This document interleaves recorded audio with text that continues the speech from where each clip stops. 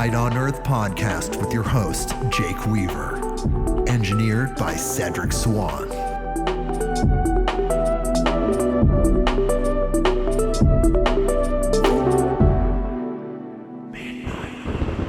Hey everybody, we are back with another episode of Midnight on Earth.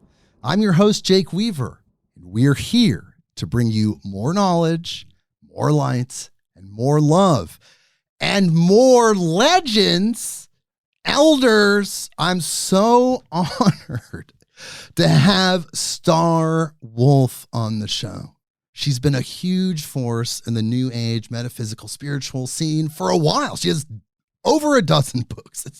I'm super grateful that she's here, and we're going to talk to her in just a second. But first, I need you to do something for me. Follow me on Instagram at midnight_on_earth. That is the address. You can follow me there. Spotify, Apple Podcasts, Google Podcasts, wherever you go to get your podcast, click that button that connects us. So you know when legends come on, you get that notification instantly, and you can dive right in. You just tap into that frequency. And of course, word of mouth, tell a friend, tell someone that you know that needs this type of information, or just maybe it's an affirmation for them. Whatever it is, bring them here. You know what we're doing. Look what we're doing. midnightonearth.com. Okay. So we're going to talk to Star Wolf in just a second, but of course, just like with all our guests, we read their bio. So here we go. Linda Star Wolf, PhD, has been a shamanic visionary teacher and guide to thousands of people over the last 4 decades. Star Wolf was a nationally certified alcohol and drug counselor for 30 plus years. She studied a variety of breathwork techniques with many teachers.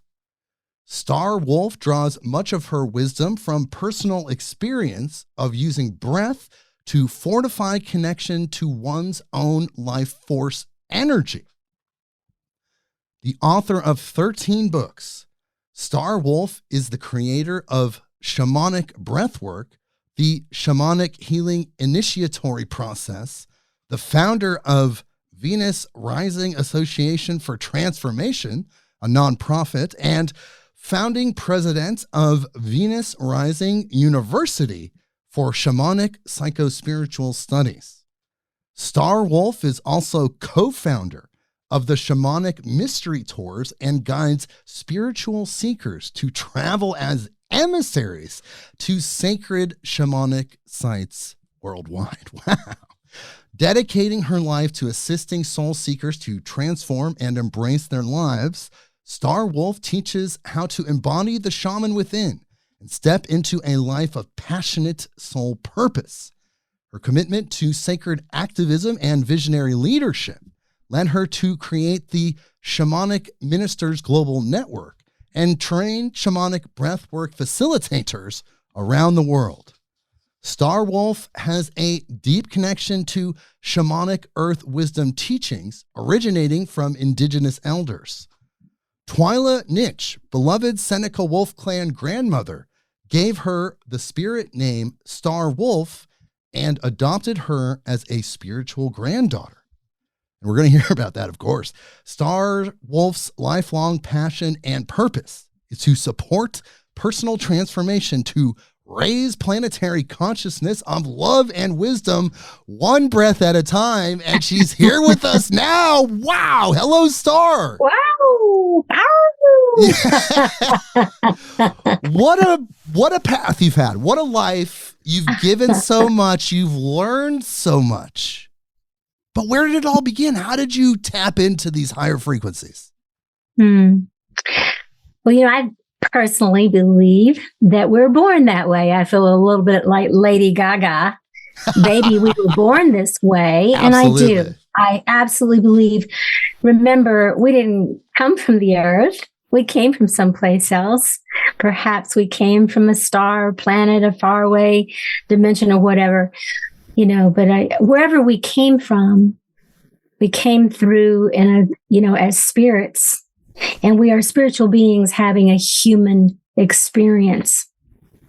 And that's not an original quote from me. That's actually an original quote from my teacher many years ago, Jacquelyn Small. Yes. Who said we are spiritual beings having a human experience. And some of us are having a little bit more human experience than others at times. And, but as a child, I was very, very fortunate, Jake, to really be born in a time in 1952. And my family lived in a small town in Western Kentucky. And my grandmother was a renegade Baptist. She was hardcore Baptist, but she was also, her family and people would come over from the old country. She was also really a witch. She would, I don't know that she would have used that word, but she taught me to pray to the fairies. When we would plant our gardens every year, we lived on the earth with the creatures and animals and the plants that we had and things. That's how we ate and lived. But she taught me from the beginning that miracles and magic were the same thing. And it wasn't spoken that way. It was just that anything that happened that was a synchronicity, she didn't know that word. But she'd say, well, that was a miracle, or that's a mystery. And so she was my first real teacher. My parents were young. My dad had come back from the war. My mom and dad were both working hard. So the good upside of that is that I got to spend long summer days every day when school was out with my grandparents. My grandfather was a coal miner. And he was very salt of the earth. And they were just good people who prayed to the fairies and to Jesus when we planted the garden. Wow. And so that was infused with me. And that was a blessing. And I'm not going to call it a curse. It just meant that I had some difficulties dealing with more normal people as growing up in school and teachers and various things who would tell me that, my dear, you have an overactive imagination. And I heard that enough times, Jake, that finally one day when I got a little older, a little smarter, I finally sit back to a teacher and I had to stand in the corner for saying it, well, isn't that a weird thing to say, having an overactive imagination? Isn't that what the imagination is for? Like, you go in the corner right now. You're questioning authority. But that's interesting that your family was able to identify those energies, both that Jesus frequency, that Christ consciousness, and also that natural energy, and had no problem integrating those things because they felt that love, that truth there. Yeah. My grandmother firmly, she'd say, now watch the stars, watch very closely, because the stars, at that time there were no streetlights, so you could really see the sky, and it was like, she'd say, if you watch, you'll see certain stars, you'll see things move that, she said, that's family. And I'm like, she told me that back then, and she correlated it with angels as well.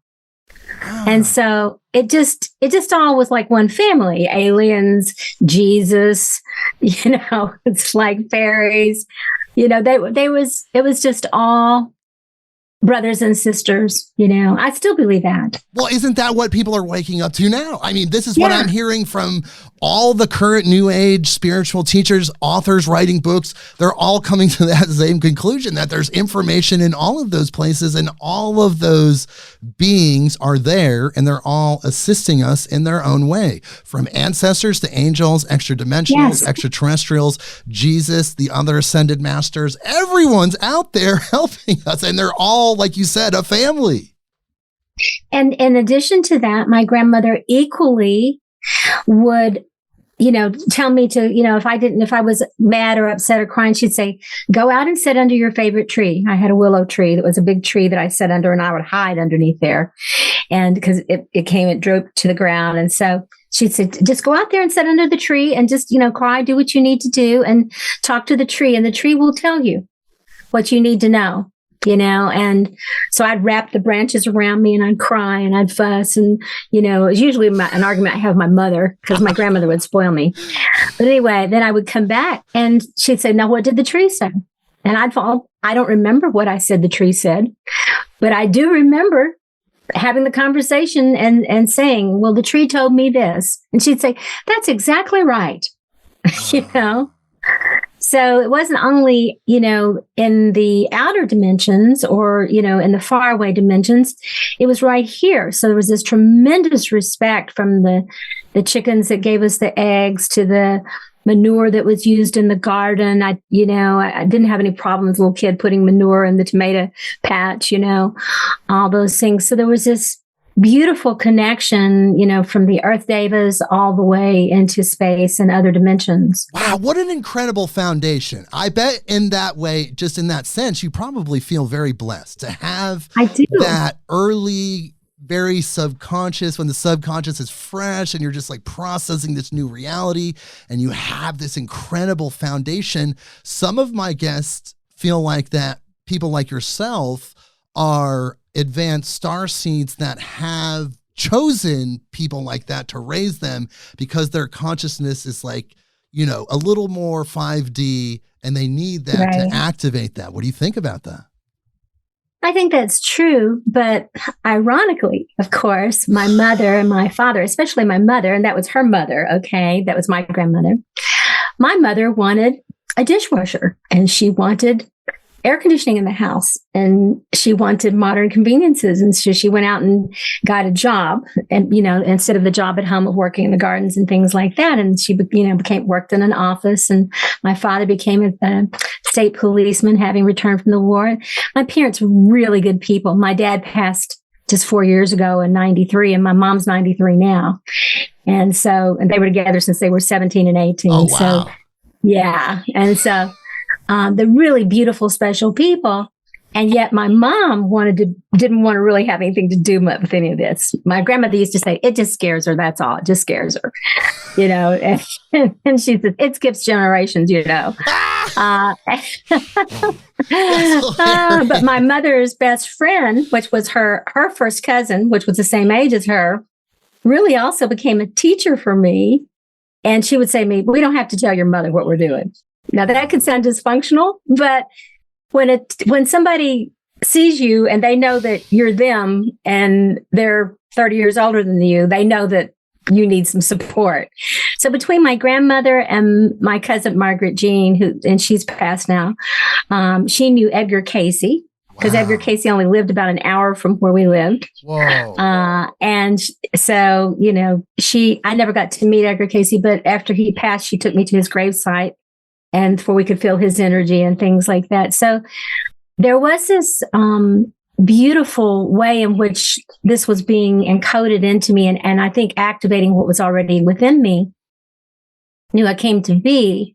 And yet at the same time, it was sometimes difficult for me to relate to school teachers or school in general. I started school at 5. Everybody else was 6 and 7. And I just did that. I didn't go to kindergarten or anything. And on my grade cards that it says, forgets, and this is under conduct, forgets not to disturb others. And I think that's probably my motto for my whole life. Look, we came here to shake humans up. That's kind of the thing. Those conflict frequencies, they can be enlightening, they can be rewarding, and also help people ascend when they interface with them. Conflict creates change in certain situations. But I came home red-faced with tears running down my face. I had all good grades and then 2s and 3s in my conduct. My mother was embarrassed and, and she's like, you just need to go back and be quiet. And, I did. I went back and I was quiet. I was quiet until I got into, my grandmother that I was so close with passed when I was 12, and I went into a deep, dark depression. And it was my, if you will, my shamanic's death, that shaman death of the person that had fostered all of this and held that as long as she was there was a way in which I was protected. And then after she passed, even though my cousin did and a few other people, and my parents were loving and supportive, but not for this. They were good parents. But anyway, they saw I had what I needed. They loved me, all that kind of thing. But remember, this is, I'm 12 now, so it's 64. 1964. and people are being assassinated and people are marching in the streets and the convention, the Democratic Convention, all these things are happening. And I'm watching it on TV, black and white TV. Of course, we watch the moon landing, all those kind of things. And I'm just blown wide open. And, things are moving around everywhere just loosely. I mean, at a very young age, I was exposed to psychedelics, and to alcohol and other things. And I was very, very sensitive.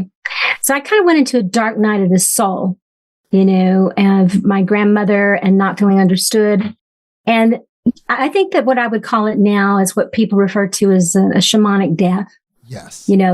That place where innocence is lost, so to speak. So on the one hand, I'm blonde hair, blue eye, going to rock festivals and, make love, not war. And, my dad's a state policeman trying to say, please don't get busted and embarrass me, and all these kind of things. And I'm going to church on Sunday and singing about Jesus and, but I don't have a bra on and, because I burned it in the field of the backyard, and so it's just such a confusing time for parents and family and all those things. But I was just following something inside of me that was so strong. And I really do attribute that to my grandmother's strength of her own and her directing me and seeing who I was. To be seen is important. And then after she passed, though, I'm sure you felt her spirit guiding you, her presence with your sensitivities. I really did. I felt her, but I also was deeply in grief. And when I poured a lot, when you pour alcohol on grief, it's like putting a gasoline and throwing a match on it. And so I was also more like from, the kind of peace, love, little hippie I had been to more like Janis Joplin.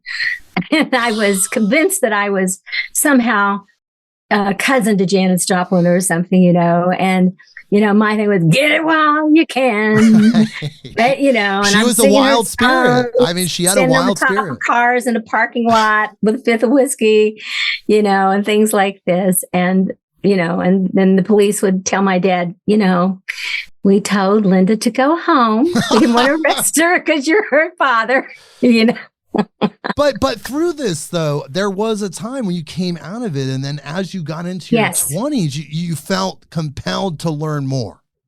I absolutely did. And even then, while that was going on, I was reading every esoteric book. My cousin that I was talking about before taught me to read tarot when I was like 11 years old.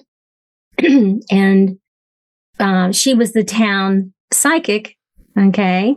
And so people would come to because people confuse that with satanic or something. And so in the little town I lived in, I bet. So she had a little house on a back street and I would go over and spend the night with her sometimes.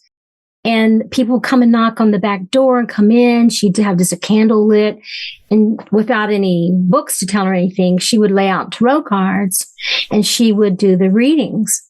And I would be there, and I would escort them in. But anyway, as that was happening, one night she said to me, tonight, I want you to do the reading. And I don't know if I was 13. I guess maybe I was 13. And I'm like, I don't, she said, yes, you can do it. And when people came in, she said, my little niece here, she's going to do this. And so I read the cards and it was amazing because I just intuitively knew. Of course, I'd watched her many times, but I just knew and people were kind of blown out of the water. And so after that, it became very popular. I would go and spend a night with Margaret Jean and I'd know that night I was going to do 2 or 3 readings. I actually got a little money for it, but this was hush hush between, these were family secrets, But anyway, I was extremely drawn to the beauty of Yeshua, of Jesus. And I was also extremely, because I thought about becoming a missionary. I've got a picture of myself with a missionary outfit on. Those missionaries that came over from Africa. And I was like 12 or 13. But at the same time, with everything the psychedelia was opening up, I knew that, at least in my heart, that Yeshua was one of many light bearers that had come over time and maybe even reincarnated, in the same energy over and over and over. And in female forms, male forms, and they forms, and, all forms.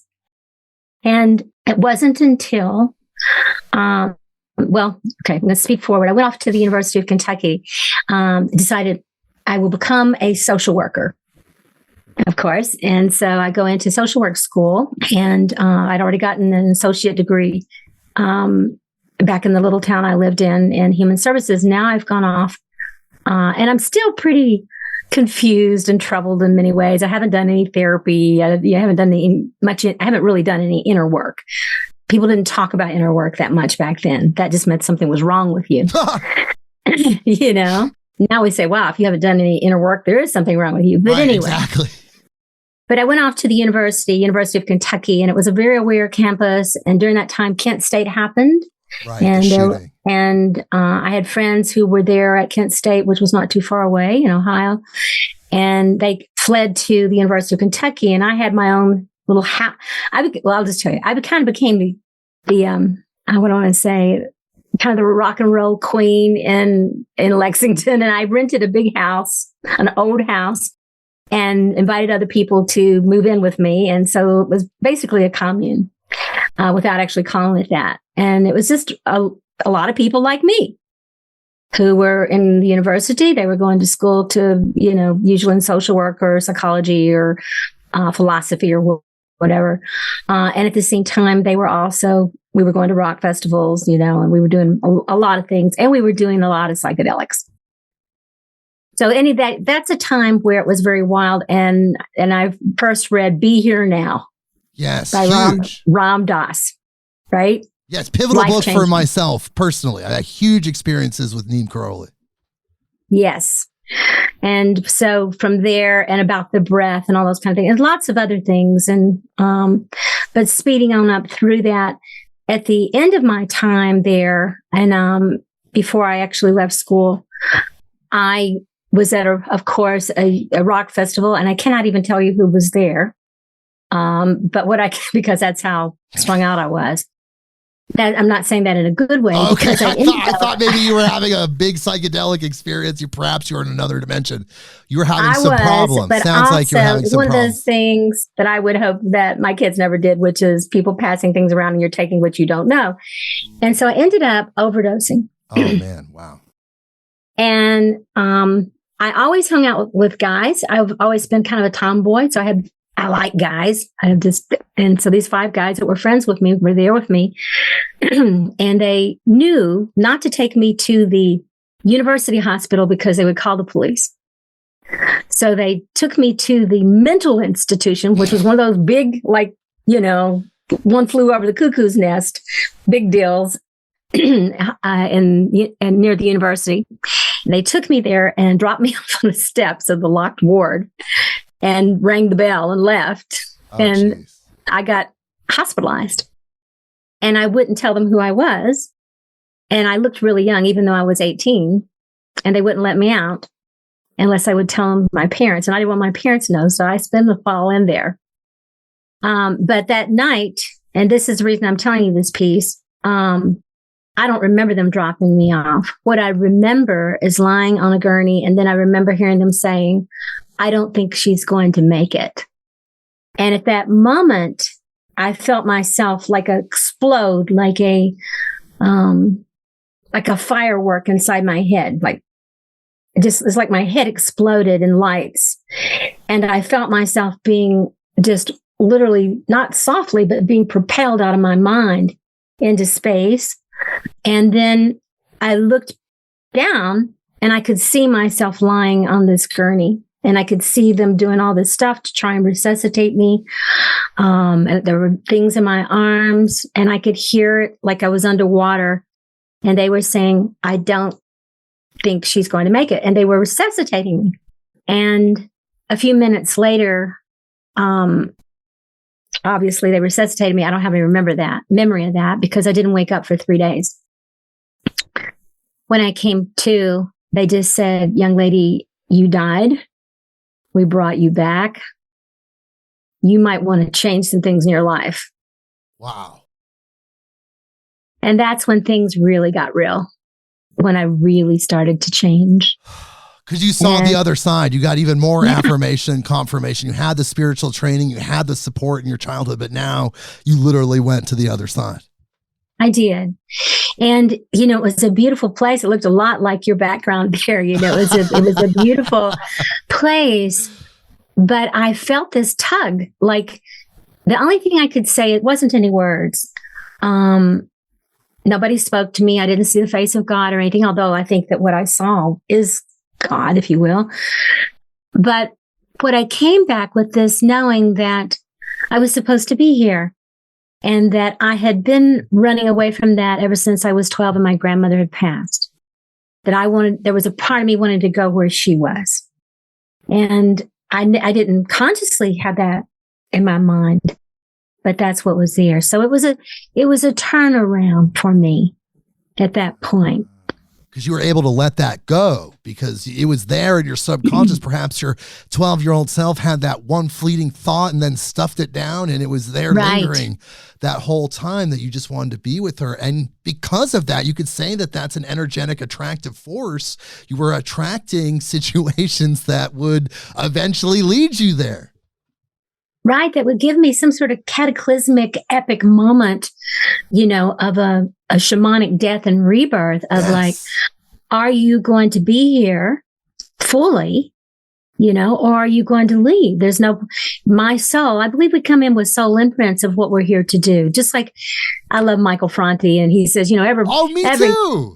And we spent his birthday with him last year at his property with a bunch of people in Bali, and it was very, very, very good friends with his son Cappy. Oh, wonderful, wonderful. So he says, everybody's got a right to be human, keep blooming. Every flower's got a right to be blooming. Yes. So I really came back with that I had not allowed myself to fully grow and bloom into who it is that I was. And so and obviously I'm still very young at this point. I'm like 19, going on 20. So it wasn't obviously a linear path from there. And I saw the light, and that's, and I did see the light. However, I didn't have the tools yet, really, either. So I started reading everything. I was reading, and there, now you can buy a gazillion books, right? Oh, yes. But there, it was just like, I went back to my hometown, and my cousin that I told you about, she could see that I was strung out, and she knew that I wasn't doing it because I had to tell my parents. They wouldn't let me out of the hospital. So my parents came and got me, and I went back to Kentucky, and my cousin could see that I was strung out, and she came in, I swear to God, with at least 3 boxes of books. Wow. And so, like I said, there wasn't an Amazon.com. There wasn't there was a few little bookstores here and there that were new age bookstores that had about 50 books in them, things like that. But she had all of these books about, soul travel and time travel and Edgar Cayce and, many mansions and all these esoteric books and, Unity magazines and all these things. And I was so blown out. I just basically sat for days, months really, and read all this. I just read, and I would go to sleep, and then I would time travel, and then I'd feel myself go out of my body. I would check it out by doing something. And then later on, when I woke up, going to see if it was there, it was just like a really private time that I experienced in this other world. I started hearing about rebirthing, and Leonard Orr, who later became a good friend of mine. And I'm going to speed up a few years forward. Sure. I go to a conference now I'm kind of, okay, here's the way to change the world. I'll be a social worker, and I will work with the chronic mentally ill. So that's what I started doing at the mental health center. And then I started working with people with addictions. And of course, I had my own addictions that I was healing from. And I went to a conference at the Executive Inn in Owensboro, Kentucky, about 200 professionals. And people were being very, this is early 1970s, so people are being very I guess you could say contained. Okay. And they have all these wonderful speakers, but they're very contained. And then they said, we have someone here that's going to give you an experience. And the person that stepped on the stage with her pantyhose and her high heels and her little suit was Jacquelyn Small. She's been on the show. Listeners will know we had an incredible episode with Jacquelyn Small about the Gnostic Jesus. This is huge. She's an incredible force. This is over 40 years ago. You would, at this moment, if anything ever made me believe in God, it's this moment that I'm talking about.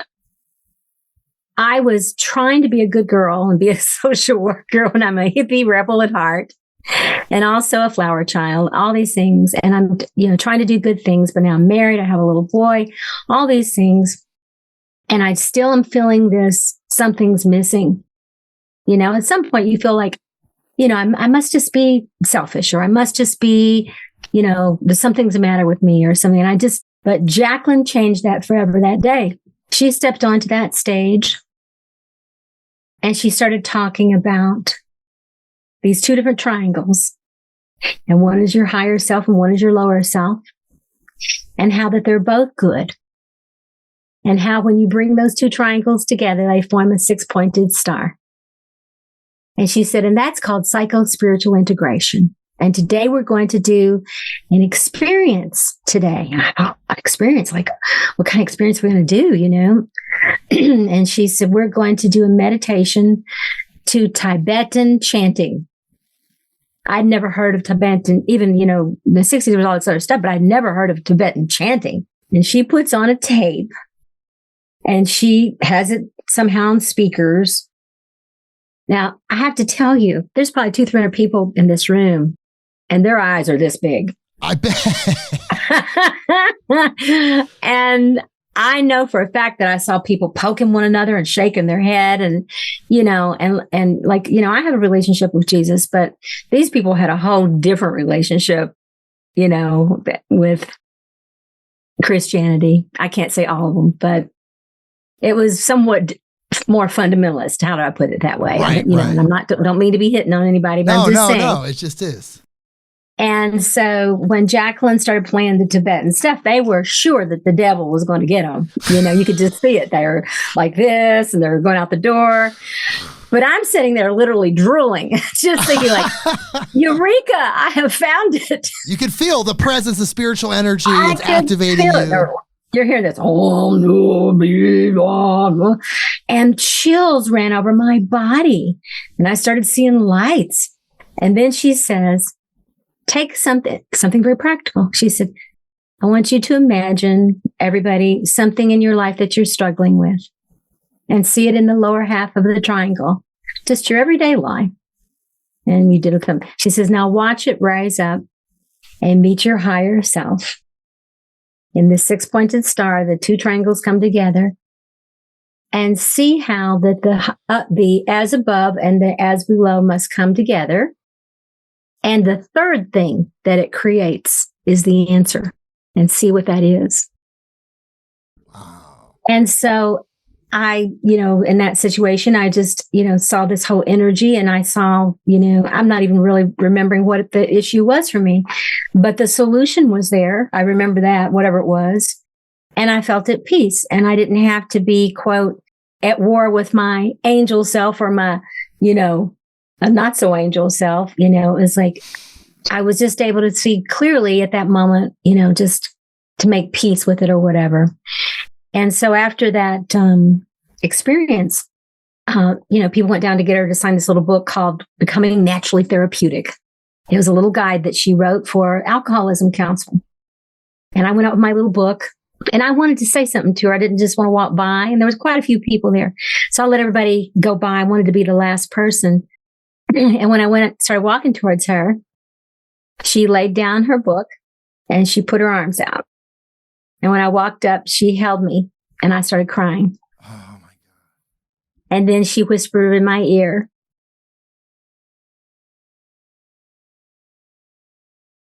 she said, welcome home, kindred spirit. Wow. Whoa.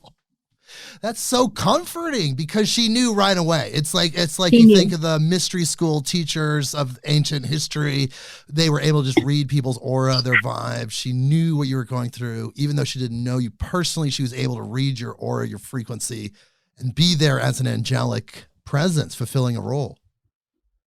Completely. And then she said, we're having all the speakers are having a reception up in a room. She said, why don't you come up?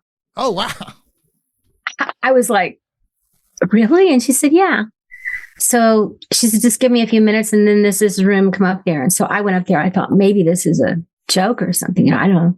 But I went up there and I went into the room and there were all these people and they were well known and in the addiction field or counseling field or inspirational field or whatever. And she was sitting on the couch and she immediately got right up, walked over and came and there was a little love seat and we just sat down together. And we sat there maybe for about an hour and people were doing whatever they were doing, eating and talking. And they were looking over at us. And she just kept leaning towards me and talking to me. And she said, there's something I think you would really, really relate to. She said, I know a man, she said, that I'm working with right now. We're developing this breathing thing called holotropic breathwork. Whoa. Sand Groff. And she said, in the science of mind, all these things. And she said, I just think that you would jive with this. And she said, so would you like for me to keep you in touch with that? And I said, yes. So how she kept me in touch was through letters. She wrote me and over a period of several years. What an honor. We wrote back and forth. So I'm speeding up a few years later is that she contacts me. Now, this time she calls me and she says, I just want to tell you that this breathwork training is going to be in Nashville, Tennessee at a Red Roof Inn in their conference room. And she said, that's going to be taking place. And she said, why don't you see if you can get your work to pay for it? Because it has CEUs and all that. And of course, I asked them, and they said no. But anyway, I went to it, and I had no idea. I mean, I had, with Ram Dass and stuff, I'd been practicing the breathing, certain way, but I had no idea what holotropic breathwork was. And so I went there, and I walked into this conference room thinking we're going to be sitting in chairs, and everybody's sitting on the floor, and everybody's sitting on mats and blankets and covers. And so they said, you can go up to the room you're staying in and get a blanket and a pillow. And they said, we're going to do this breathing process. So I had no idea what it was. But after the session that day, by the way, there was close to 300 people in that room. Wow. And they had probably about 20 or 30 facilitators there. And Jackie was not there. She lived in Texas. But the other people with Groff's team was there. And so we did the breath work and we broke out into these little small process groups. And as we were sitting in these groups, I just have to say, I was so high from this experience. I was so opened up. And I had already moved into a place of sobriety. I had been sober several years didn't do anything at all. Alcohol, marijuana, any kind of pills, nothing. I didn't even hardly take a Tylenol. And I realized that this experience of this breathing and activating my own consciousness through the sacredness of the breath is what I had been looking for my whole life, of utilizing my own spirit and my own body and my own breathing to activate the chemicals in my brain, my natural own biochemistry, to inform me with what I needed to know. That's so huge because you were a pioneer. She was a pioneer. Stanislav Grof was a pioneer because, for people that don't know, the reason that they approached this type of work was because LSD, which was finding great success in therapy, was made illegal. So they were trying to find a different method in order to access those same states of consciousness for healing. And what he settled on is that type of breath work that you're talking about. because it does activate the biochemistry. Humanity has known this for thousands of years. That's right. It's just that modernization, the Western mindset, it got kind of lost in the shuffle and demonized by religion and things like that. Because when you access the DMT in your brain, or even just that biochemistry, you create a personal relationship with the divine within. And for some organizations, that could be threatening, or even just for people that want humanity subjugated. But it's right there for us, actually written into our genetics. Yes.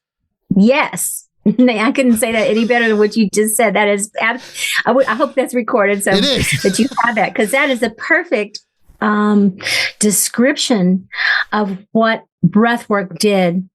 And of course, it's not new. I mean, this is what the yogis have been doing, in the Himalayas and around the world, forever. Yes. They've been using the sacred breath. They weren't using anything else except the breath. Up in those caves, up on the top of the mountains, they didn't have anything except their robes and their, and maybe a little bread, a little water or something.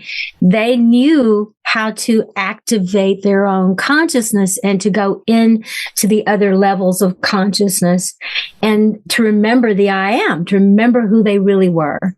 Right. And so that's I think that is humanity's best kept secret. And it's also our salvation, if you will. A little Baptist talk there. I think it is. I think it is our salvation for humanity, because when people awaken, you can't convince people of things. You can, no matter how much, rhetoric. Absolutely. You really can't. What you can do is reinforce what people already believe. That's what you can do. The thing that causes change is experience. Yes. Okay.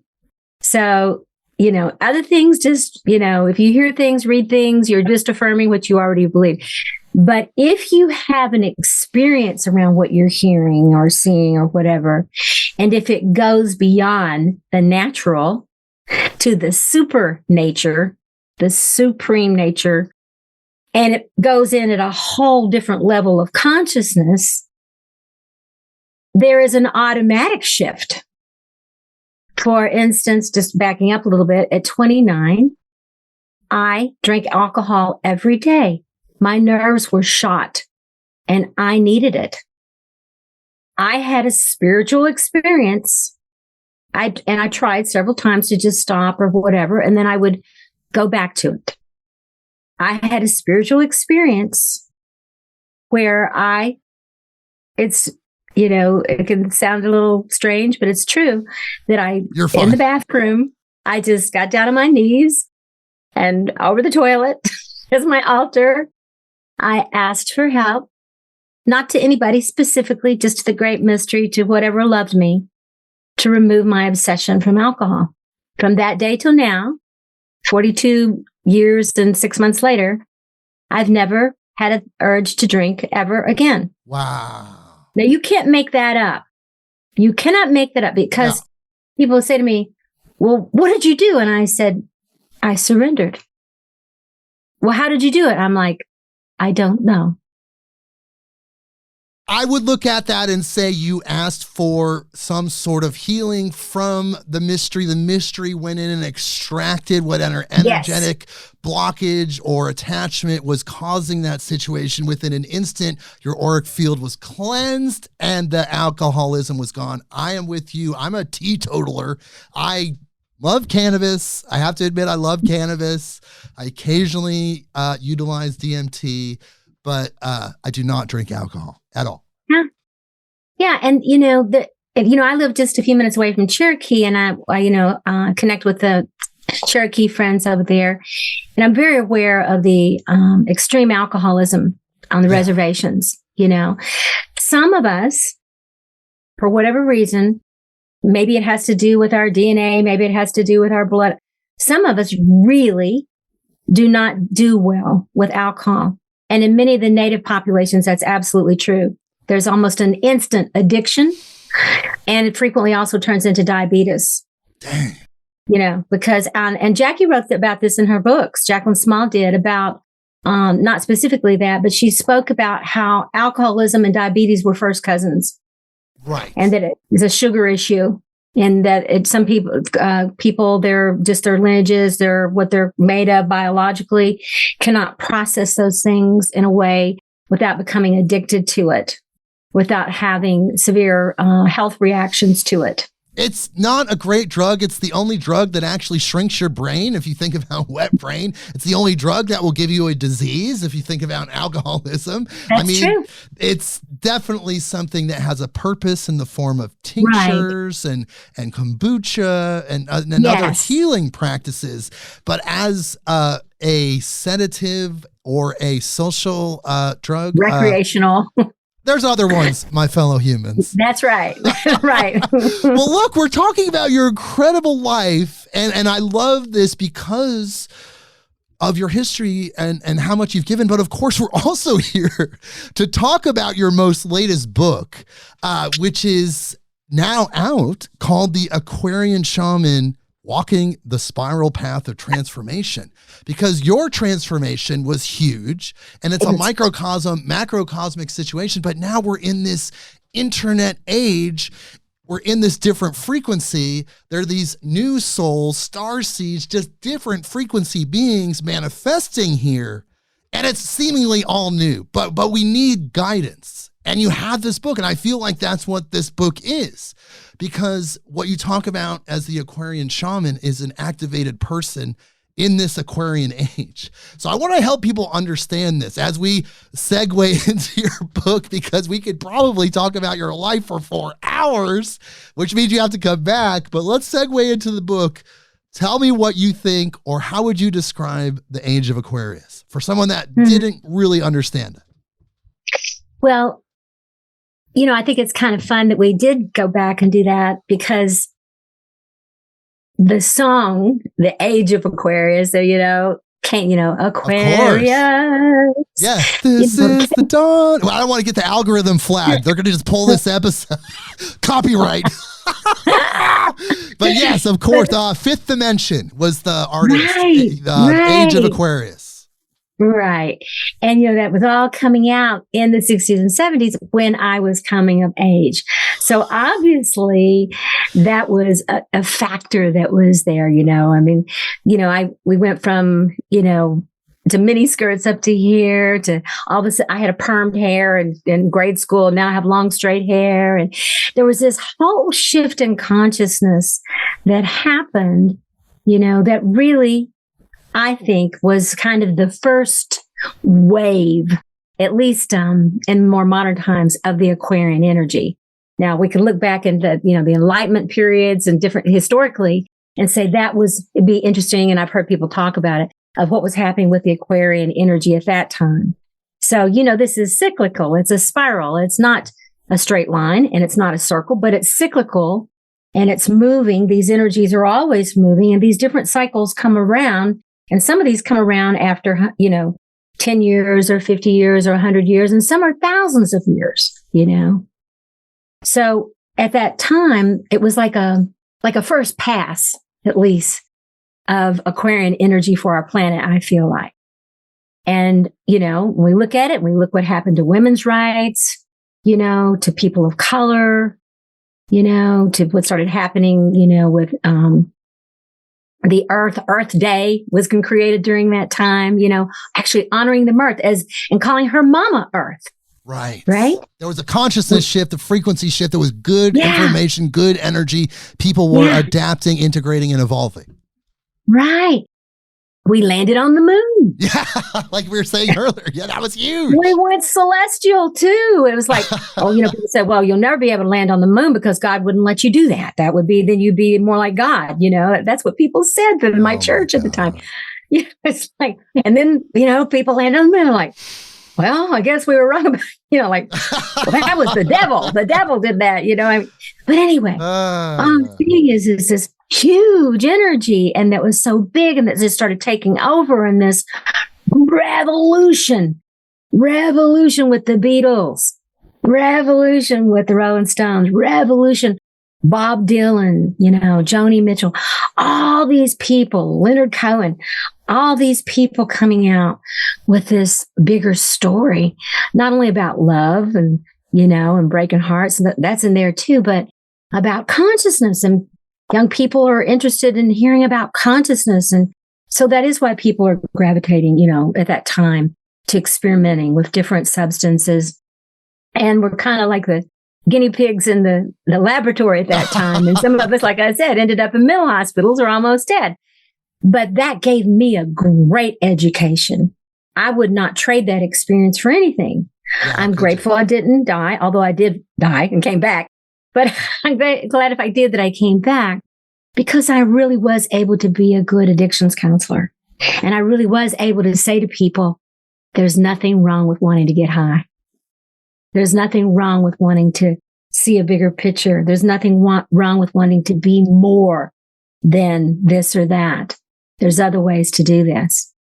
And so the vision of the Aquarian shaman is, what is the bigger picture of our lives? We might be born in this town. We might have this family. We might have this dysfunction in our family.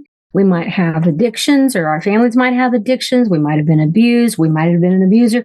All these different things that happens in human beings. Human beings, these interesting little characters trying to figure stuff out, trying to evolve, or Jackie used to say, we're kind of cute. She said, and at other times we're just kind of a pain in the arse, but we're kind of cute. Yeah. And she said, but we're trying to figure it out, not because we're evil. We're just not grown up. That's a good, yes. Absolutely. We really are adult children. And, in the addictions movement, that term came up. That wasn't a word until about 1970 something or 80 something. And it was called adult children of dysfunctional families, ACOAs. So people started beginning to identify themselves, because they figured rather than keeping a good front, that maybe they should grow up and heal and have a happy life, instead of protecting the secrets of their families. So the whole family of origin thing came out, and I became a specialist in working with people around their family of origin. And then, of course, one of my favorite things that happened is that people started doing Jungian work and shadow work. Oh, yes. Carl Jung. What an avatar, huh? And of course, Jackie and I both have spiritual love affairs with Carl Jung. And she taught me about Carl Jung's work. And and she said Carl Jung had the famous saying that if he wasn't Carl Jung, he'd be a Jungian, And so, he really introduced an explanation to the psychedelic world. And that with or without psychedelics, we have in our dreams and in peak experiences, the ability to go into higher states of consciousness and to see things from an elevated place, not kind of like rising above it and not tending to it and being in denial, but to see the bigger picture and then to bring it back into our human lives. That's why he helped people interpret their dreams. Essentially without judgment and attachment, kind of looking at it in a way that's pure truth. Yes. And symbolic, looking at your symbols. Like, what are your symbols? What do you wear? I have some flames here. I'm honoring right now these flames of Sekhmet, of the lioness, of the energy of the lion and the lion's portal gate right now. So that's a symbol for me right now. I feel very connected to Sekhmet. And when I go to Egypt next month, I'll spend in October. I take people to Egypt when I go. I'll be sure to go to her temple first so that she doesn't get PO'd at me that I went to somebody else's temple first. You don't want to make her mad. Other symbols, my medicine bag, I have special things here that mean something to me. It might not mean anything to anybody else, but it means something to me. So we give meaning to our lives, and we let that meaning flesh out our lives rather than being told to be fit into a mold. So the Aquarian Shaman, I'm getting there. The Aquarian Shaman you're book. Fine. Ta-da! there. Just happen to have one copy right here. Anyway, the Aquarian Shaman, walking the spiral path of transformation. To me, that is the key, is that we are not on a linear path. We're not on a patriarchal path. We're not on a circular path, the matriarchal path. We are on those two that are married. You marry those together and you take that circle and pull it out in a linear way, and it's a spiral. It's a slinky toy. Okay, I see. And the spiral path says, in your lifetime, you are going to orbit, just like your ancestors, the planets, the stars, the sun, the moon, the earth. You are going to orbit around and around in a spiral fashion, revisiting different things in your life, making meaning of them, looking back, getting more meaning from it, revisiting. But you are going to evolve. You're not going to be stuck there. You will view it from a different view. But you will continue to spiral through cycles of birth, death, rebirth. In other words, you will continue to have the opportunity to grow as long as you're here and probably beyond. Right. You're just constantly metamorphosizing like a caterpillar into a butterfly or caterpillar again, new levels of information, new plateaus, new growth. Absolutely. And, I wrote a book several years ago, and it was about the creature teachers, about the insect's medicine wheel. And I talk specifically about quite a few insects, but I really talk a lot about the dragonfly and the butterfly and the many different metamorphoses. A dragonfly can undergo 3 or 4 lives before it even ever comes out of the water in different stages. It can have different lifetimes. And if it lives long enough and doesn't get eaten up by a fish, it can climb up then finally on a stalk of something there to climb out. And it will shed its skin again and maybe have its 5th or 6th lifetime. So if a dragonfly can do this, and they're amazing creatures, and when in ancient times, and they have imprints of things that look like that they assume that they were dragonflies, that they had 12-foot wingspans. Wow. And they were more like dinosaurs. So interesting, isn't it? But anyway, there's so there in the Native American tradition that I studied with Grandmother Twyla, the dragonfly is a very powerful totem of metamorphosis. So then it's the Aquarian age. What are we metamorphosing into? What are we cycling into? Good question. That's a huge question. And I think everybody has to kind of go on that journey for themselves. When people ask me, well, what do you think so often? I'll say, I believe that we're learning to shift away from being human beings to being humane beings. I think the biggest changes that we can possibly make is to become not codependent, but compassionate. Truly compassionate and empathetic, and to truly be able to say me too to almost anything. Right. Truly see that oneness, that interconnectedness of everything, not just humanity, but just the web of life itself. Shadows. Even the things we don't want to say that to. If it's a politician we don't like, I have to look at it and go, ooh, me too. That's humbling and it's embarrassing, and I might not even want to say it out loud. But, if I'm really on a path of consciousness, I must accept my darkness as well as my light, and I must not be fearful of it, but I must be respectful of it and know that it, I love Santana. Me too. And he says that darkness still has a message to give. It still has a purpose to serve, Right. And what comes to us is, in the Bible, it says, the rain and the sun shines upon the righteous and the wicked just the same. Yes, exactly. I've heard that from many people. And do you think a component of that is us realizing as humans and all life that we're just these light beings in these physical bodies? I feel like so many people are still caught up in body identification, but it's the light, our light being aspects, that's the unifying factor. It's the thing that transcends age and gender and ancestry and everything, and that truly makes us one family. I so agree with that.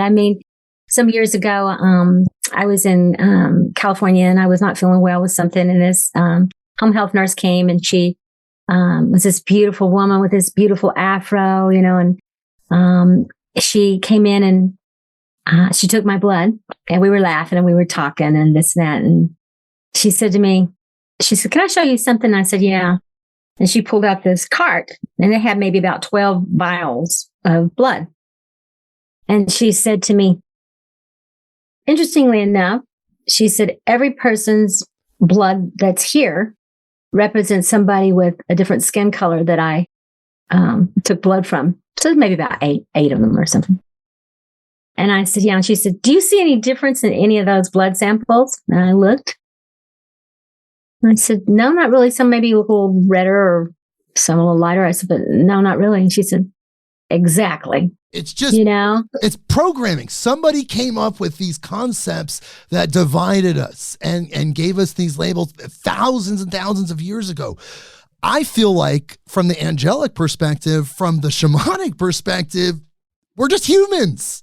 Yeah. Everything else is a human created definition. Exactly. I really feel that way too. And so, I think back with grandmother Twyla, and she was the one who said to me, Star Wolf, stop trying to be human, start being humane. Yes. And she said, "You're already human." And she said, "What human beings aren't is humane." Right. And when we develop that's the human quality. That's part of our gifts. It's not just manifestation and having that divine spark within us. It's also being humane, activating love, compassion, utilizing all of that within action, making our actions in sync with that. Whew. Yeah. And it was grandmother Twyla that reminded me, and she said, your Jesus, that you talk about, and she said, was probably one of the most humane archetypes on this planet. I mean, whether it's a story or whether it's an archetype or whether it's reality, it's still a reality. It's at least in the human consciousness that on the day of his death, that he forgave everybody that hurt him. He forgave the people that were being crucified on side of him. They said, "Hey, brother, it's really, you got a bad deal because you're a good guy and we're criminals." And he said, "On this day, I'll see you in paradise. We'll be there together." He's already saying, hey, there ain't no hell. Right, exactly.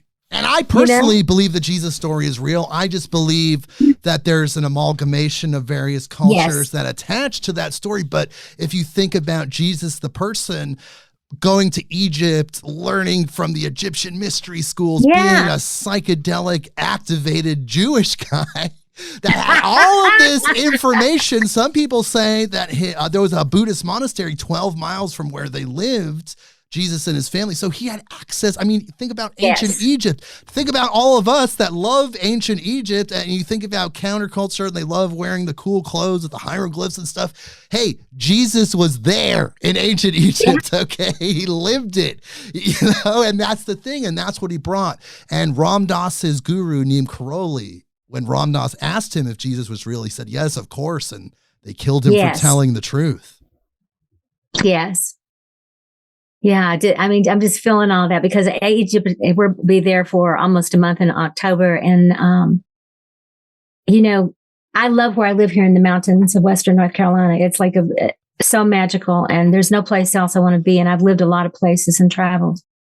But if there was someplace else I was going to live, it would be Egypt. And I feel at home, very at home there. And the minute that my foot, all those years ago, my feet hit the ground with Nikki Scully there many years ago, I looked around at everything and I just thought, I know this place. Right. There's no place on the entire planet that I feel more at home with the frequencies of what I feel when I'm at those temples. Yes. And we get some special dispensations, and now they're doing more and more for people. They used to not, but because we were connected with Nikki to go into the King's Chamber, and I've done breath work in there with people, and we had it marked off for 3 hours from 4 a.m. in the morning to 7 a.m. in the morning, and things like that. Same thing with Isis's temple in Philae, and to being there at sunrise, nobody else there but us, and having guards that hold space for us. So our trips are really amazing for people to really I mean, we give them a couple of days for go shop till you drop tourism, but, have fun. You always got to do that. And you go to Teotihuacan with your group in Mexico Sure. or, of course, or Costa Rica or wherever. But I say, now get your shopping out of the way. And because now we're going to enter into a portal and we're going to really open up. And if you're willing,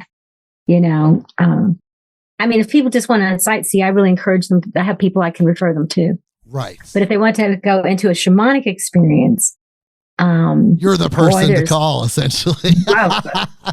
Whoa, what a place to do it. Well, let me tell you, I had a guest who photographed Dendera, and he had a book, I believe, released by Intertraditions as well, with these beautiful, beautiful photographs. And one point that he made that was very distinct was that Egypt itself currently is a Muslim-run country. And as we know, for religions, the Muslim code of conduct, their ethics and morals are very, very strict, especially when it comes to other religions.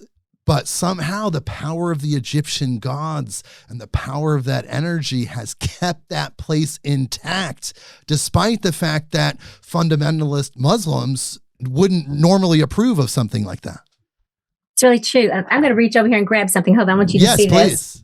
Let me grab this. Hold on. Two things. Just a quickie. Okay. This is a picture of grandmother Twyla, my Seneca Wolf Clan grandmother. I had to grab her because she was over there. Oh, my goodness. Okay. That's me. That's me. She's patting me on the head. That's Grandma Twyla. she looks very gentle. Yeah, she passed. She was a tough one. She was 5 foot of Spitfire, and she passed when she was 93. The whole story about that, I've written about it. But anyway. But the other picture I want to show you is Muhammad Nazmi. And he's no longer on the planet either. But Muhammad, and he was very good friends with the Rolling Stones and the Grateful Dead and all that. And he, along with Nikki Scully, took them over to Egypt about 40 years ago or something. Yes, 1978. Very famous shows. Yeah. So went over there and took them, and he had quest travel, and Muhammad and Nikki were like brother and sister. They were extremely close, and I think his dad wanted him because his father was working with the president and was with presidents. I can't remember what he was, but right hand man at the time when he was a young man, and he wanted Muhammad to follow in that. But instead, Muhammad came to the United States and went to Ivy League school, but then went back. And he made friends with Nikki Scully and the Grateful Dead. And so he wanted to be a hippie, But I bet his dad was not happy. He wanted him to probably be the next president or something. But anyway, so he came back. But what he did was he brought them over, and they did a huge concerts and over there in front of the Sphinx and stuff. And before it was all guarded and everything and locked away. And Muhammad got the idea to start the Quest Travel so that people from around the world could safely come to these places and have spiritual experience. It was the first spiritual tour company. Whoa. And so, do you want to say something? No, I'm just blown away. I'm just sorry. I can't say anything. That's huge. He was the first guy that did that because of those experiences. He saw that there was a need. That's right. That there was people there was questing. some psychedelics involved. But he became also at one point a president of the Rosicrucians. I'm not sure his dad was happy about that either. But anyway, Muhammad, I could just cry thinking about it because if anybody walked on this planet, carried an essence of Jesus, he did. And he was the most kindest, loving being just about that I've ever met. So when Nikki took me, and we took 60 people to Egypt together, and that was my first trip there, and met Muhammad, I was just blown away with this beauty of this man. People would run up to him and just bow at his feet and kiss his feet. He had become extremely wealthy through his company, this company that had started 30 years before or whatever, because suddenly the whole world wanted to go to Egypt, and nobody had wanted to go to Egypt before until it became publicized. And so now people are, taking cruises over, people are flying over and all this. So he started Quest Travel specifically for people who didn't want to just do tourism, but who wanted to come respectfully and to be in the temples and to come with spiritual teachers And so all those early teachers out there that were, that are famous, there was only about a handful of them that started taking people to Egypt, but they were taking, 30 and 40 and 50 people at a time. Muhammad made sure they were safe, that they were had beautiful hotels, that they had great food, all of these things. And he did this for years and years and years and years. So I'm so fortunate to have had those experiences with him and gotten to know him and his children, and they're all grown up now and that sort of thing. But anyway. Well, he was like a guardian angel, it seems like, for this Western consciousness that was trying to interface with his energy. He saw what was happening. He knew he had to fulfill a role of love and guidance, and he stepped up just to be there to make sure as these energies were interfacing that there was no static, there was no distortion. It could be the best possible experience. And he's this Rosicrucian guy, who's got the mystery school knowledge and the other things as well. And all of that. And, and we would walk down the street and people would literally just run and just throw themselves at his feet, and it was just so amazing. He just put his arm around them and those kind of things. And so, and I got to know his son and his daughter as they were teenagers. And now they're like, his son is 29 and his daughter, I think, is 32 or 3 or something. Anyway, he passed with a stroke a few years ago. And so, especially his son, calls me Mama Wolf, and I'm his mama. And, but they still have some, I'm sure, operation running where they're still guiding people in Egypt. It's going tremendously. Going tremendously. And, and so, in fact, Marwan called me the other day and he says, Mama Wolf, I'm going to start a boutique hotel specifically just to house your people. We can house 50 people. And he says, and we've got a great room where you can do breath work, and it's in Cairo and it looks out on the temple, on the pyramids. Oh my God. I'm like, oh my God. So his son, who's only 29, is following in his footsteps and carrying the lineage forward. Man. And, God bless that human. I know. Wow. I know. Because I felt like, oh my God, who's going to champion this? I mean, how can, and Marwan was only 24, 23 or 24. And they were full of grief because his dad died of a stroke and kind of unexpectedly. But he stepped up. He fulfilled the role. He continued the legacy. He's continuing the legacy. And he called me and he said, will you come and bring people? And I said, absolutely. I trust you and I absolutely will.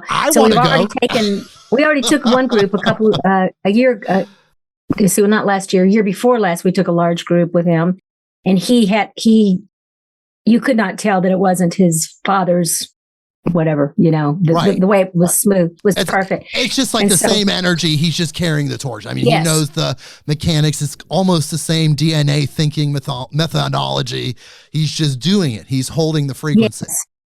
So I feel like that, like almost like he's my adopted son, and well, I mean, he would say he is because he calls me Mama Wolf and all that sort of thing. But so, it's like when things like that happen, all of a sudden I find myself, adopted, godmother to Mohammed Nazmi's family.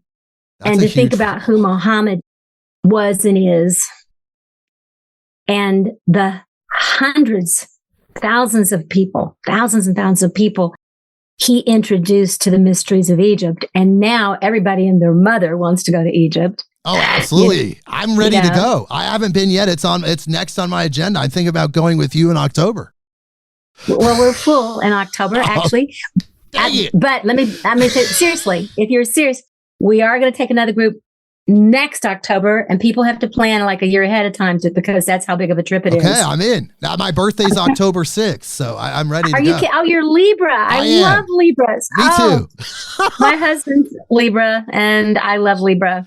We're the humanitarians. We're incredible communicators. We make great podcast hosts. Things like ever. Well, I'll say mates. You're the best mates. How about that? Thank you. And I appreciate that. I've heard some people have suggested that Jesus was a Libra. I don't know. It could be a Libra saying that. Libras would say that.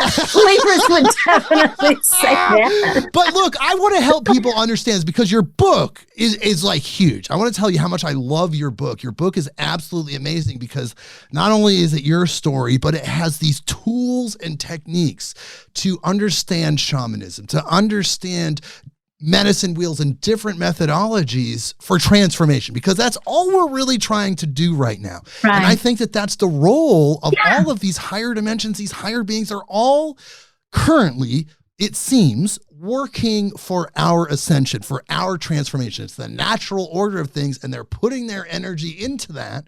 And this book is helping people understand what that is, how to apply it, and how to activate yourself and ascend yourself, literally starting from just basic awareness. But how do you feel like shamanism could be explained for somebody that doesn't even they know what a shaman is, like a medicine man, but what is the shamanic perspective?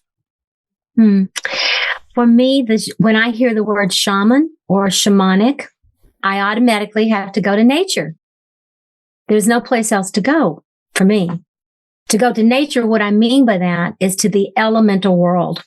Shamanic wisdom is based on water, earth, fire, air, and then whatever you want to call the force. I just call it spirit. Okay. But you can call that life force, energy, whatever, magic, mysticism, whatever. But water, earth, fire, air, and the spirit, the animating spirit, the amundi, okay, that animates those forces and that takes the elemental forces into the supra, if you will, or the super consciousness. It's that the element that's invisible to the human eye, but it's the reality. It's the reality of life force energy, wherever it comes from, wherever it returns to, whoever created it, whatever people's beliefs are. I don't want to get into that because it doesn't really matter to me. Right. I don't care if you're a Baptist or a Buddhist or a Boohooist, whatever, it doesn't matter to me. I don't care, which religion or church or non-religion that you belong to. I don't think that really matters. That only matters is if it's like the key that fits your lock that helps open your psyche and soul up to do whatever it is you need to do. So there's no trying to convert anybody to anything from I'm not a Baptist. Used to be, but I'm not a Baptist trying to convert you, But the for me, I feel like if we wanted to say, can we find a universal word for all humans that connects them to both being a human and to being a spiritual being? And I would say it's shaman. Now, whether that you're talking about shaman or shaman energy from Siberia, from the so-called original term of shamanism, or whether you're talking about the druids, whether you're talking about the different native tribes, whether it's in Peru, here in the United States, Canada, all around the world, Costa Rica, wherever, Mexico, whatever ancient beings there have been in humanoid forms, that sort of thing. In addition to whatever extraterrestrial connections people have had, and most of my spiritual teachers sincerely believe that human beings have always had moments of interstellar connection. And perhaps maybe the first humanoids actually came from space. And because they would have breathed differently, eaten different, blah, blah, blah, blah, blah, they would have looked different. Because the environment changes the color of your skin, it changes how long your arms are, what your bones are made of, if you need eyeballs or not, all those kinds of things. So shaman to me is a beautiful sacred word that says it holds the whole possibility of what it means to be alive. What it means to be alive. The trees are shamanic. Show me something more shamanic than these millions of trees right outside of my window here in the mountains where I live, that 90% of them drop every leaf they have every winter. None of them go to a therapist because they lost their leaves. They're aware of the wisdom of releasing and dying and letting go and building their energy and actually growing. Every time they release, they put down deeper roots and they grow taller and they have more branches. They have more life force energy and they can receive more life force energy. There is a constant connection between everything on this earth, the water, the earth, the fire, the air, the spirit that animates everything here. There is a constant phone home, if you will, connection between us and all the cosmos. We're not alone. And when we can remember the shamanic consciousness and learn how to go into different altered states of consciousness, we remember. We remember we're star stuff. We remember other places that we've been. And most of us, I found, especially in the breath work that I do, whether they believed in reincarnation before or not, or whether they believed in other states of consciousness, after they have these breathwork experiences, they come back and nobody. It's kind of like that thing that nobody's an atheist in a bomb shelter. Nobody's an atheist either. I can tell you, meaning that they just don't believe in anything higher than themselves. What is what I mean. It's just not a possibility when people have the experience, when they have the psychedelic experience from within themselves. They have the direct experience. It's beyond truth. It's more real than real.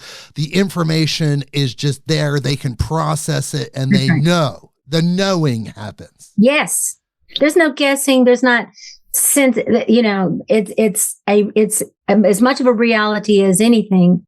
And then watching the reality play out in the days and months afterwards, because when people do these shamanic journeys with me, I tell them, more than likely, you're going to see previews of coming attractions. You're going to see the movie, which is what you've been living in. And that may involve flashbacks to some, childhood or even past lives or other things. But you're also going to be propelled forward and you're going to more than likely see symbolism or sometimes actual factual things that are concrete. Although the psyche loves to dress things up in symbolism and then watch it open your birthday presents later, Yes. And then you look back with hindsight and go, oh my God, it's like foreshadowing.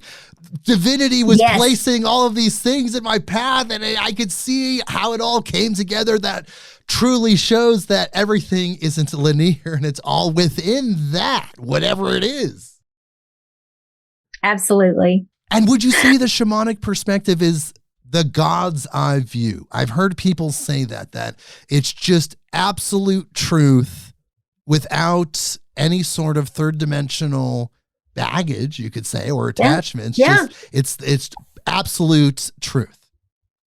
Yeah, I think that, there's a kind of a cha-ching sort of feeling, where that feeling where all of a sudden, maybe you're out driving through the mountains or maybe you're sitting on the grass by the water and, a bass jumps up in front of you an insect lands on you've never seen before. There's just that nature experience that it seems like there's not only an internal experience, there's something outside of you that occurs. And, that old thing of to see the world in a grain of sand. Right. A little funny, we have this beautiful creek here on our property and there's tons of trees here, but there's this one kind of stellar looking tree towards the back of the creek. And I told this, one of our people here, I said, I want you to go back, find the tree that you need to connect with and let the tree tell you what you need to do. And, by this time, the person knew what to do. And much like your grandmother. This reminds me of your grandmother. That's right. Go find your tree. So I sent him out to the tree and they were gone for a long time. And she came out and her face was kind of red. And, she said, do you have a cigarette? And I'm like, no, I quit smoking a long time ago. I said, what? She said, well, I'm in love with that tree. So I said, okay, no questions asked.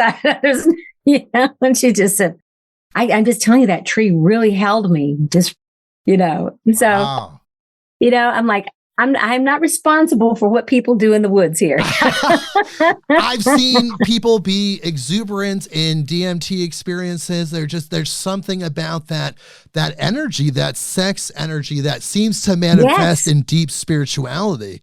And Kundalini. And your book, you talk about how important it is to actually rechannel sexual energy. Of course, you want to utilize healthy expressions, and that's part of the human experience. If you haven't experienced that, you're definitely missing out.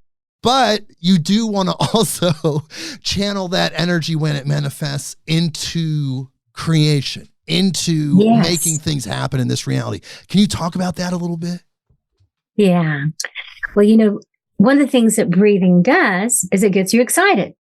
I mean, you think about even making love, it's heavy breathing, right? Absolutely. That's part of the altered state experience of making love and especially if you're, in a love relationship with someone or a tantric relationship where you're in a very loving connection, that breathing is a very big part of that. And that's opening up the channels and letting the energy flow. There's something about the breath that activates the chakras. It really is the gas pedal. And it's not very attractive thinking about gas pedal, but it really is. It's accelerated. Okay, and it's kind of like I want to stand on every mountain, and I am on a mountain, and tell everybody, "Hey guys, just breathe." Because this, it's like it truly activates the pineal gland, which then drops little drops of your own homemade DMT that's in your own body. And the more you breathe, the more it opens. It's like a little vulva in some ways. It opens, this third eye opens more and more and more. And the more it opens, the more the samsara, the fruit of life, the elixir drips back down into the brain. And some say it drips down into the throat. You can even taste it sometimes. And it also activates the sexual center of your body, your genitals and different parts of your body. And it really activates your heart, and your heart mind opens. And the heart mind thinks a little bit different than just the thinking mind. So thinking mind is really good. Like, okay, where's my car keys? Right. Did I call my mother? Did I pay the electric bill? Do I have any food in the refrigerator? It's great. But there's this other part of us that thinks, and Jesus did say, Yeshua did say, that it is the heart. Thinking with the heart, feeling with the heart. And of course, that's been translated by many people to say, as within, so without. And the thinking with the heart, this is not to be confused with being really emotional. And I'm very emotional, but we can be very emotional and not really be in your heart.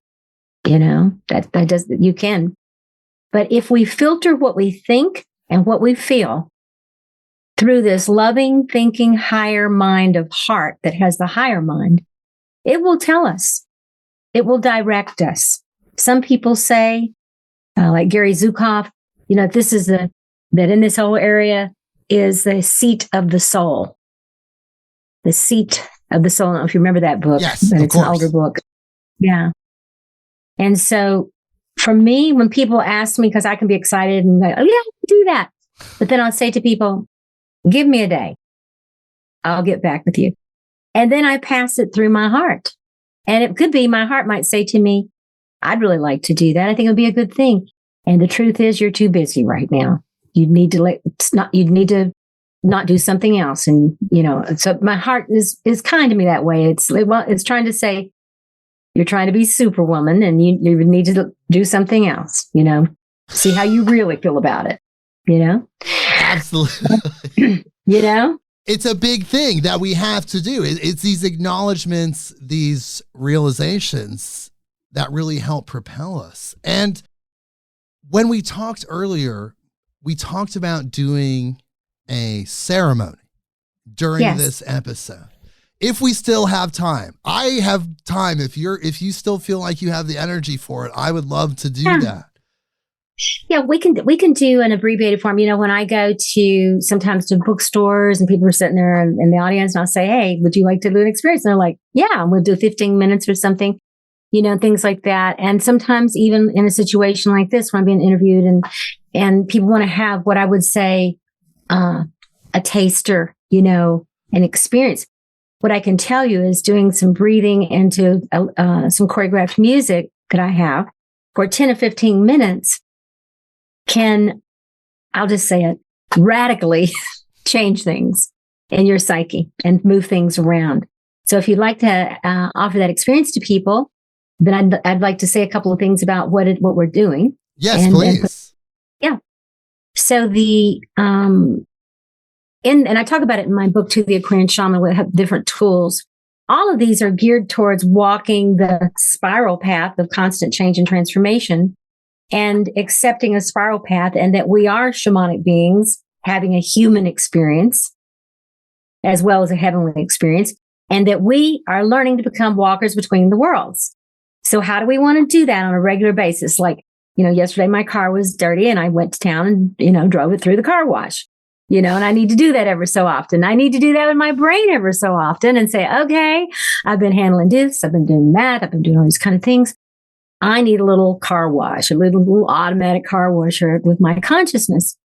So for me, my method of transformation, my spiritual practice, working with my own Aquarian shaman, that's where I find most of my answers. And then I run them by my trusted counsel outside here as human beings. But I go first and I find my medicine, and then I check it out with people, trusted friends and leaders. And the method that we're going to use is shamanic breathwork. So I'm going to just instruct you that what you would do is you can sit there. If somebody's watching this now and they've stayed with us this long and they want to lie down on their couch, or they want to, quickly roll out their yoga mat or something, or just sit on the floor, just be comfortable is the big thing. And just kind of turn everything else off. Don't leave anything cooking on your stove. Don't have, if you have a candle lit, make sure it's in a closed container, and become ready for a ceremony. So at that time, I would ask people to do that. And what I'm going to do is I'm going to put some choreographed music that's going to move through the chakras fairly quickly, because like I said, it's just about 15 minutes.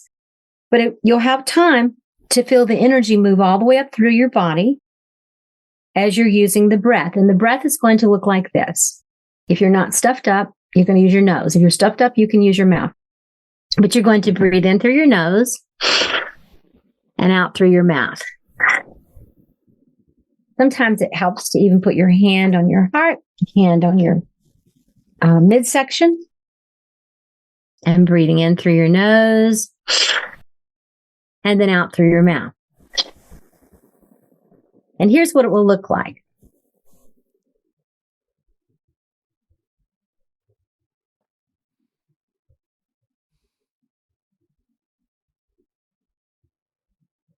Now I'm going to stop, because if I don't stop, I'm going to be gone.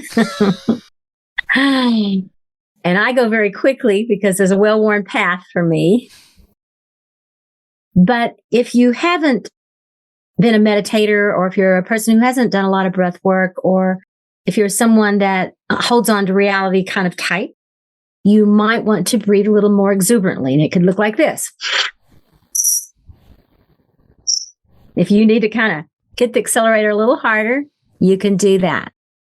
And so it's not going to hurt you.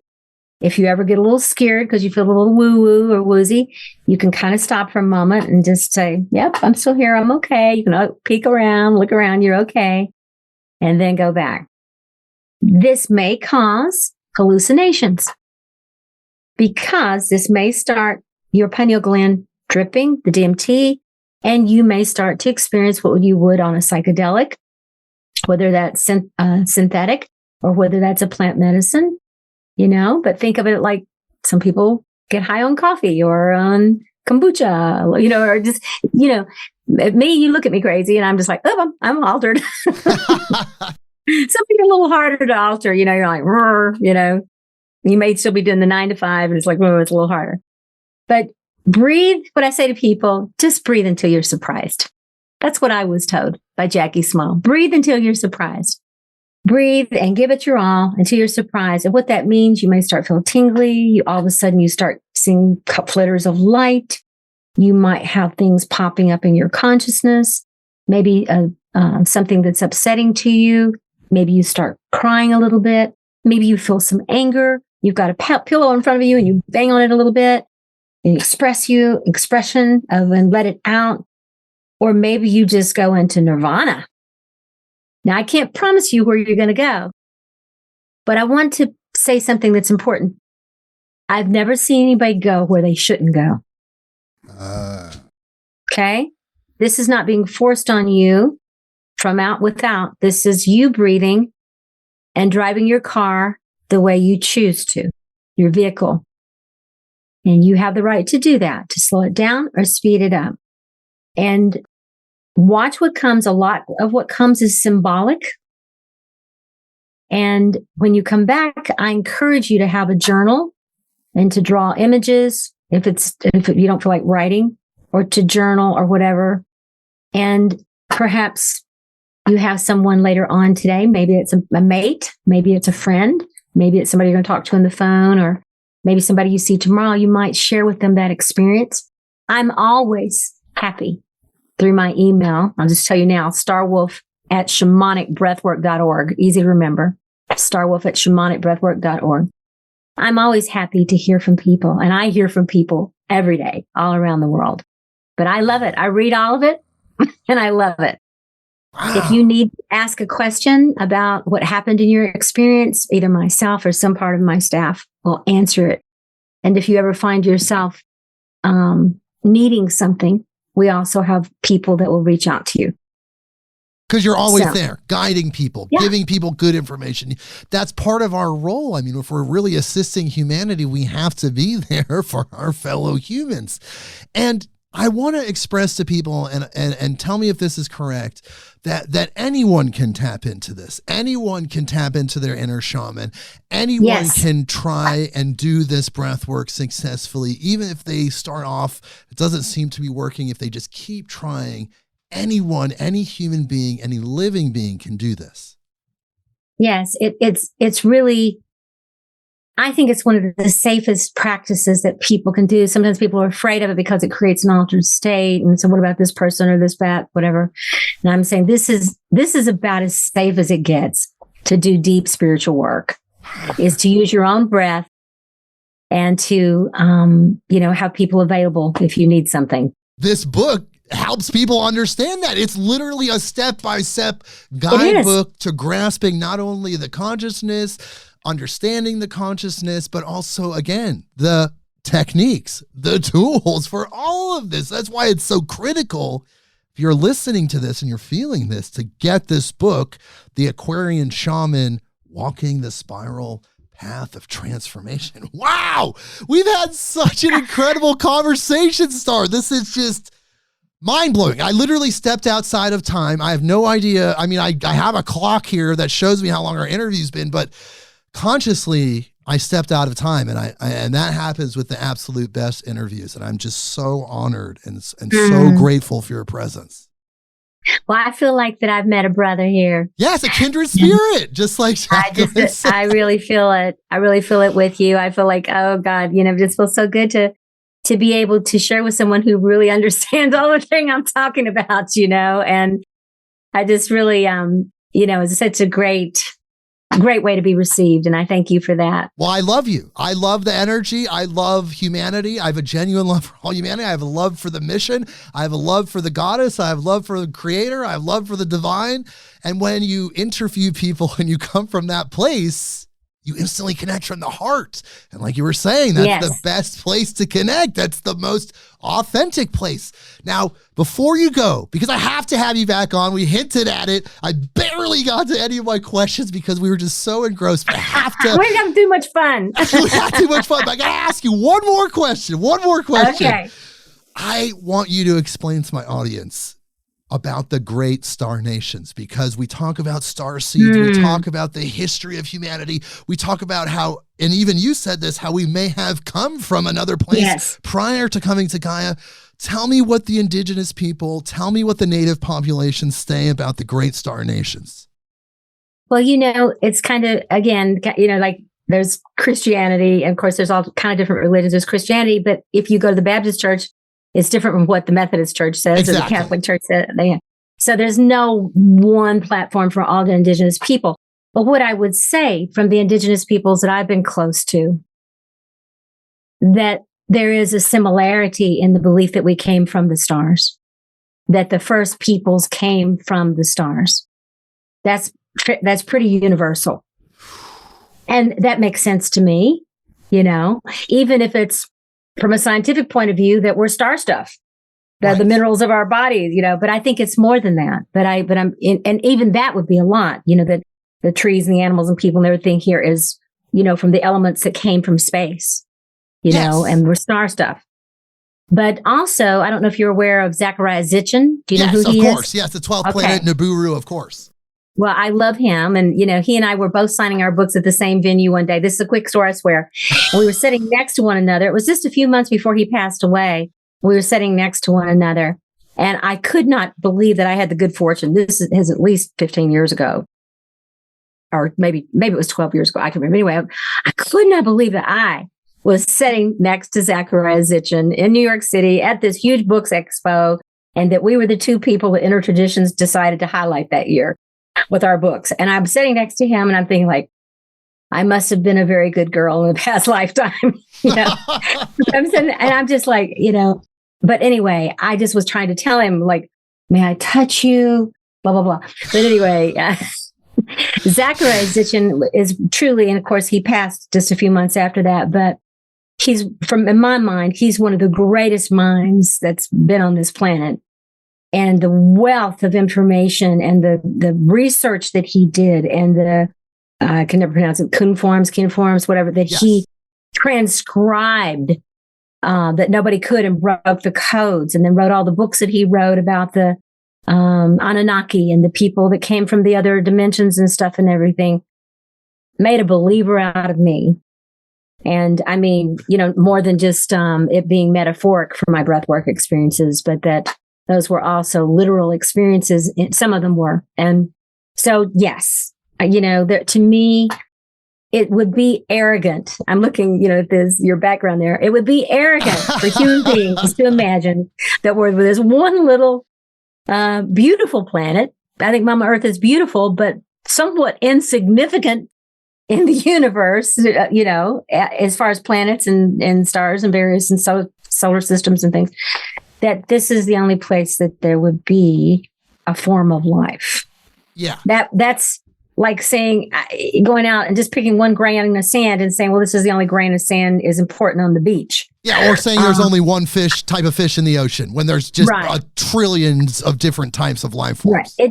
It's just not feasible. Anybody that has any kind of rational, even rational deductive thinking and logic, it's not feasible that there's not gazillions of lives, forms throughout all the cosmos. Well, yes, and there's Drake's equation, which of course mathematically proves the amount of conscious life that's out there. And I often say, because spiritual people like us always talk about microcosm, macrocosm, when you think about this planet, this Earth, this is the microcosm. For as much plethora of life and diversity of life that's on this planet, there's just that much out there.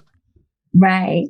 And so when we can just, there's something, instead of, being so Earth-centric, when we can appreciate, I'm hearing all we are is dust in the wind, but we're star stuff. Yes. 50 million year old carbon, it's like, that's pretty significant that somehow here we are on this planet in a vast multiverse,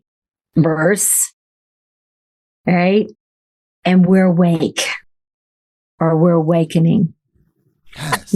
I don't think it has to be explained. I don't think that it has to be questioned. I think that it would just be I can't even imagine not knowing that there has to be infinite creation. Infinite. And no end. And no end. And not only that, there's civilizations that have evolved billions of years before us that actually did it. They integrated the Christ consciousness, Buddha nature, Krishna consciousness. They evolved, they spread through galaxies. They also evolved, and there's throbbing. It's a throbbing energy of love, and they're sending that to us, I believe, to help us evolve as well. I think like I tend my gardens and my animals that I love, and the land here, our sacred temples. You'll have to come out. You're going to come out and see me. Yes. The sacred temples here with love. You know, that's just me as a human being loving the land and the animals and creatures and the temples here. What about, and you know, because I built those and tended whatever. What does whatever sparked all of this feel about us? You know, what is it? You know, the amount of love and care and energy and possibilities that it gives us to grow is beyond even conception of how much love it takes for all of its creation. Yes. And we're awakening to that, though. And that is what your book's about. And I do want to remind people what it is and where to find it. The Aquarian Shaman, Walking the Spiral Path of Transformation. Please get this book. It gets my highest recommendation. It's a masterpiece, I believe. And also, check out the website, shamanicbreathwork.org. She has a lot going on. Instagram at lindastarwolf.com, or excuse me, at lindastarwolf, and Egypt. If you're a person like me that has not been to Egypt yet and you want to go there and you want to have the initiatory experience, maybe not the tourist experience, maybe a dash of the tourist experience but mostly. We'll let you go shopping for for the first day. Look into what she's doing. She's booked this October, but if you book next October, you might be on a trip with yours truly. So thank you so much, Star, for being here. What an episode. Shall we do a few minutes of breath work for people? Yes, I'm sorry. We've been fragmenting and fractaling into so many different places. Thus, let's close with 3 minutes of breath work for people. Great idea. Okay. So what I'm going to say to people is, don't drive while you're doing this. Don't be frying anything on the stove while you're doing this. Please lie down or sit down or make a pallet on the floor or something. And just for these next 2 or 3 minutes, we're just going to do a little bit of breathing, and I'm going to ask you to focus on bringing that breath into your heart, since we've been having a love fest here today with my long lost brother, that we are going to breathe into the heart and focus on the heart with breathing, and that you may have some tears and some grief that you let go of. You may feel some happiness and some joy. You may have an inspiration. You may remember your home planet. A spirit guide may come to you. I'm not programming it. I'm not going to tell you what the experience is because, hey, y'all, the shaman's within. So let me go here to my music. And when I turn this on, I'm going to tell you that I've turned it on and make sure that you can hear it.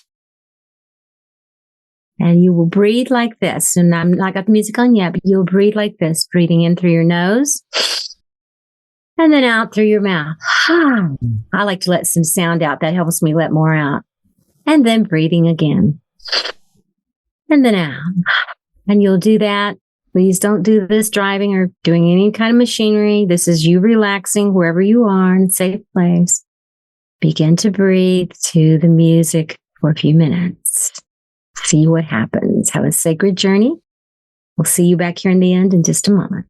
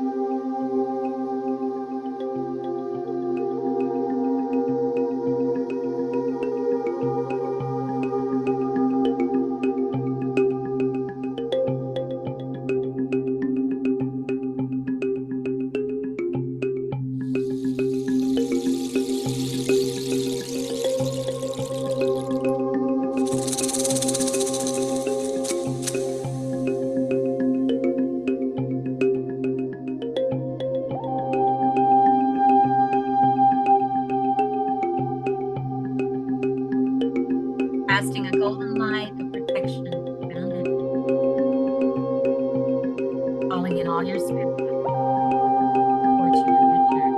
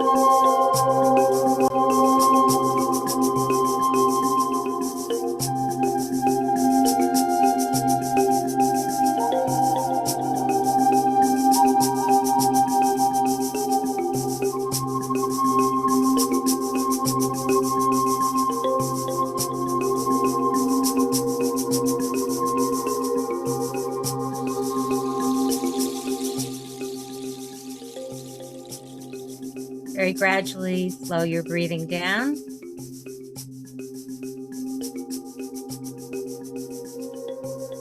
Gently begin to return.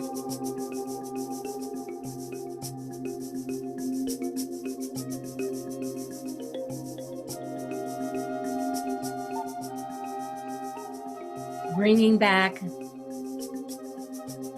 your medicine, true medicine for the soul.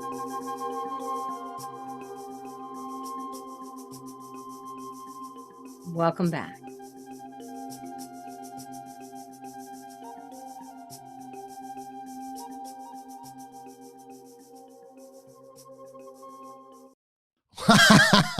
I'll just tell you, listeners, I'm sitting in a chair, but I was there breathing and I started to see like a rainbow eagle, like a geometric eagle. I don't know what that means, but towards the end there, as I was really sinking in, that's what I visually perceived.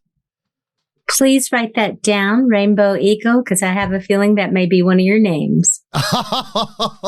Wow. Well, it's recorded for all time. We have this in the ether forever. Rainbow Eagle. Wow. Well, I just want to thank you so much for being here, Star. It's been a transformative episode. We had such an incredible dialogue that people listening to this will gain from it forever. For as long as it's out there in digital form and people are able to process this, they're going to gain from it. I just deeply appreciate you. Thank you so much. Well, thank you for the platform that you've offered to myself and other people who are walking a path that's of planetary service. And that's what I'm committed to. And that's what I've been committed to ever since I was a little girl, but especially since that day sitting on the toilet when it became my altar 42 years ago. And this is all, when I say this is all I've done, I've been working hard, but this is all I've done. This is my life. I'm not a new person on the scene suddenly bringing in indigenous wisdom. And, this has been my daily path. And I feel so privileged and honored that I was called early on and that I hit bottom early on and that my higher power has graced me with a beautiful life of service. And thank you, Rainbow Eagle, for your beautiful heart, your incredible spirit, and for the service, truly the service that you're bringing to the world right now, especially now. And, I don't have the power to do it because people have to do it themselves. But if I did, I would deem you Aquarian Shaman. Well, thank you, my dear. My goddess, bless you so much. And thank you for being here for our audience, our world. This is going out to over 100 countries around the world. Tens of thousands of people are going to hear this. And it's going to activate people. And of course, we're going to have you back. We have to have you back. This is just the beginning of our relationships. That's right. And the next time we will do a full-on breathwork session, if you would like. Yes. If we have a 2-hour window, we can do our talk and we can do a breathing session for like 35, 45 minutes and then come back and then, share some more after the breathing. Yes, report back from the other world.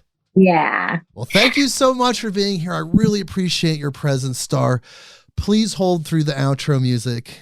And everyone, this has been an incredible episode. It's deeply affected me, and I've gained so much information and knowledge and affirmations from her book. Please check that out. Please check out her website, shamanicbreathwork.org. And we will see you next week. For even more incredibleness, it just keeps going. Midnight on Earth.